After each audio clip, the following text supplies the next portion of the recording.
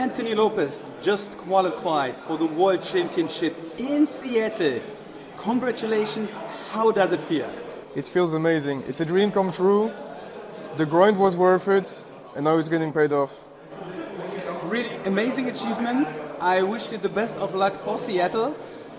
What did you play, and what was one of the toughest matchups you had during these playoffs? I played Snake Eye FIENDSMITH. It's the best deck, everyone knows it. My toughest matchup was Ubel against Julius, and also all of my top cut matches in the top 4, they were really hard. They really wanted to go to Worlds, obviously, and it was really nice playing against Gabriel Net and Guillaume Marot. It was really interesting, and it went well for me. So show us your deck profile. Okay, so for the Snake Eyes part, there are no secrets. We play all of the engine that starts your plays. We also play the new FIENDSMITH cards. This is obviously the best cards. You want to maximize that? I play 45 in the main deck. If we play 40, we could cut this, but I wasn't a fan of that idea. Obviously, with this engine, we play the 5 pieces of Exodia. There is a legend going around. If you open this hand, you cannot lose. But if you opened only 3 or 4 parts of it, it's going to be hard. For the non-engine, obviously I chose hand traps because it's the only way we can play this format right now. The 3 Bestials, 3 Nibiru, 3 Ogre, 3 Ash, Veiler, Imperm, and 3 Talents. I chose the Talents instead of 3 Bestials, or the 2 Bestials 1-for-1, because for a playoff, it's a short event, one needs to get lucky, so better put variants on my side. Is there any changes you would have made for the main deck? For the main deck, I think for the main event, for Euros, which was the following day, I would probably play the 1-for-1 and the Bestials. I think being more consistent in the long tournament is way more important than getting a few lucky wins. But I didn't need to think about that, thankfully. For the extra deck, for the Snake Eye part, the Snake Eye engine, or the Snake Eye extra deck I call it, we have the usual. Everything that we played last format, Anima, Hita, Phoenix, IP, SP, Celine, I forgot her name, Princess, Aplusa. And then for the FIENDSMITH engine, I played Necrokip. I think for the playoffs, Necrokip was better than Rabbit, because there was a lot of hand traps, and just being able to play with follow-up to beat the opponent's Snake Eye Miro is better than the Rabbit, just for that event. For the main event, I would have preferred the Rabbit, because the Rabbit is just better overall against a lot of rogue matchups and a lot of the players that try to cheese Tempai.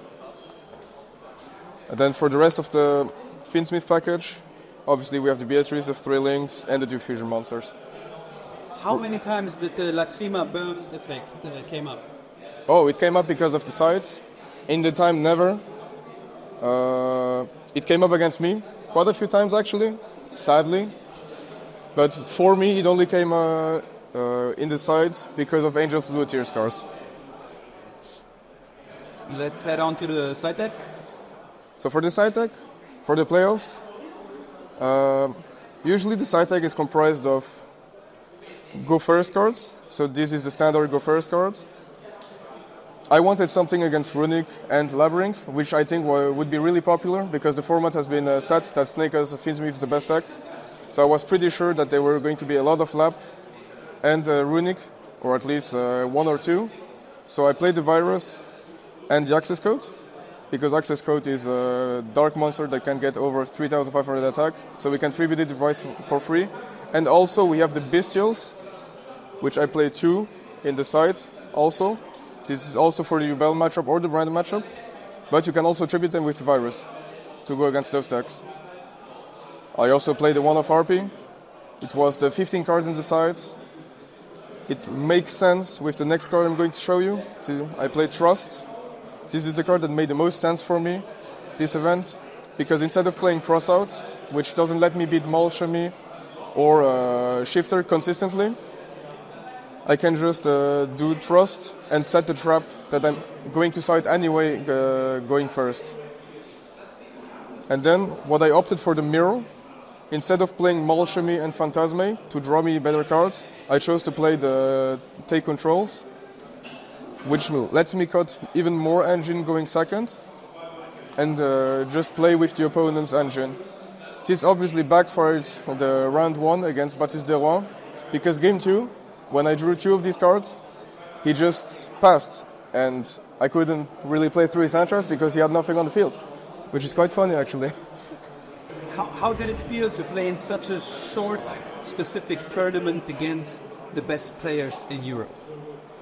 It feels amazing because it was my second time. I really hoped that I would win the first round this time. Didn't happen, but in the end I got there. It's very stressful being on feature match, knowing that your opponent is really good. Also knowing that your opponent really wants to win. We all want to go to Worlds. We all knew each other in the top 16. We were all friends, basically. And it's amazing, actually. It's a really great opportunity. You really earned your qualification for the World Championship. You won the French Nationals, which was an amazing achievement, and now you qualified for Worlds. Who helped you along the way? Is there any shout-outs you want to give? Oh, yes. There are actually quite a lot. So my shoutouts, I have this list. It's eggs, flour, milk. Oh no, this is my cake recipe, sorry. So obviously shoutouts to my team, JPG. Without them I wouldn't have gone so far. They helped a lot during the last 2 weeks, testing the techs, testing the mixes of hand traps, the board breakers, nothing worked. We went back again and again on the standard version, because this is a standard version that most of the well-known players were playing in America. Shoutouts to Wadi, the one who gave me those beautiful cards. Shoutouts to the people who thanked me during the weekend. They said me hello, congratulated me on Messenger in real life. All of you guys are awesome. Especially shoutouts to the Luxembourgers, to the French people, and to basically everybody. The Dutch people, the German people, the Italian also congratulated me. Spain, Portuguese people, you're all amazing. Shoutouts to Inas, Guillaume, Edo, Michel, Greg, Charles, Ryan, Hamouche. Shoutouts to Julius in particular also. And shoutouts to Dennis also for making all of these awesome videos. And yeah. Is there any last advice you would give to players starting Yu-Gi-Oh? If you're starting now, it's going to be hard. Surround yourself with good friends, because without friends, this game, just like every other game, if you're not in a good community, it's not as fun to play. You won't be as motivated, but surround yourself with good friends, play with them. If you want to get in competitive play, you will get into it slowly. It will take some time. Anton Murbes, thank you very much. We'll see you in Seattle at the World Championship. Thank you.